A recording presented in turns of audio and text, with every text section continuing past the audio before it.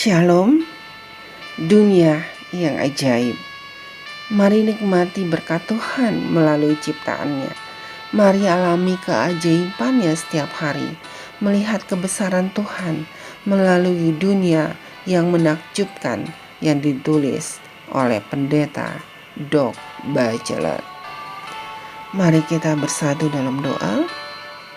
Bapa kami yang bertata dalam kerajaan surga, saat ini Tuhan, kebutuhan kami yang terbesar adalah memohon kasih dan kemurahan Tuhan untuk hadir bersama kami melalui Roh Kudus-Mu, untuk kami bisa mengerti apa yang akan kami dengar sebentar.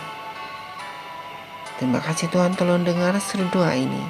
Dalam nama Yesus kami berdoa. Amin.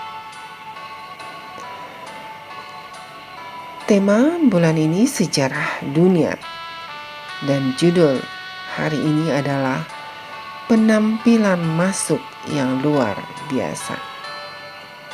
Ayat inti terdapat dalam 2 Korintus 11 ayat 14. Demikian firman Tuhan. Sebab iblis pun menyamar sebagai malaikat terang. Penjelasannya, sepatu roda pertama yang tercatat disebut skates dan dibuat pada tahun 1760 oleh seorang pembuat alat musik Belgia bernama John Joseph Merlin. Setiap sepatu roda tersebut hanya memiliki 2 roda yang disejajarkan, satu di depan, yang lain sepanjang bagian tengah sepatu. Desain kasar sepatu roda tersebut berdasarkan pada sepatu luncur es yang ada pada zaman Merlin hidup yang diikat ke sepatu. Segera setelah menemukan sepatu roda tersebut, Merlin memutuskan untuk memakainya dan melakukan penampilan masuk yang spektakuler pada sebuah pesta kostum. Sebagai seorang pemain biola yang ahli, Merlin bermaksud untuk masuk ke pesta sambil memainkan biolanya di atas sepatu roda. Sayangnya, dia telah lalai untuk menguasai seni berhenti saat memakai sepatu roda. Dan ketika waktu penampilan besar itu tiba, dia meluncur melewati ruangan dan menabrak cermin ukuran penuh yang sangat berharga, memecahkannya, menghancurkan biolanya, serta melukai dirinya sendiri. Penampilan masuknya memang spektakuler, meski tidak menghasilkan efek yang diinginkan untuk meningkatkan popularitas penemuan barunya. Saudaraku, tahukah Anda bahwa dalam waktu dekat setan berencana untuk membuat penampilan spektakulernya sendiri dengan menyamar sebagai Kristus? Tapi tidak seperti John Joseph Merlin. Setan telah mempraktekkan penampilan masuknya yang dramatis selama 6.000 tahun. Alkitab mengatakan bahwa penipuannya yang akan datang akan mencakup tanda-tanda dahsyat dan mujizat-mujizat, dirancang secara meyakinkan sehingga sekiranya mungkin mereka menyesatkan orang-orang pilihan juga. Kita bisa baca dalam kitab Matius 24 ayat 24. Bagaimana agar kita tidak tertipu? Jawabannya ada 3 bagian. Pertama, kita harus tetap dekat dengan Yesus. Alkitab memberitahu kita bahwa satu-satunya cara melawan iblis harus mendekatlah kepada Allah. Dalam kitab Yakobus 4 ayat 7 dan 8. Kedua, kita harus menguji setiap ajaran agama dengan menyelidiki kitab suci dengan tekun.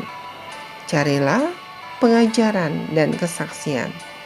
Siapa yang tidak berbicara sesuai dengan perkataan itu, maka baginya tidak terbit fajar.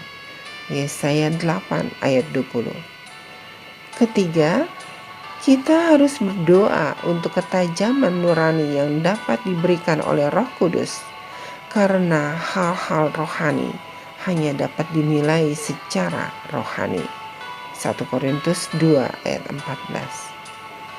Saat kita melakukan 3 hal ini, kita dapat bersandar pada janji Yesus kepada murid-muridnya, "Bapa-Ku yang memberikan mereka kepadaku lebih besar daripada siapapun, dan seorang pun tidak dapat merebut mereka dari tangan Bapa."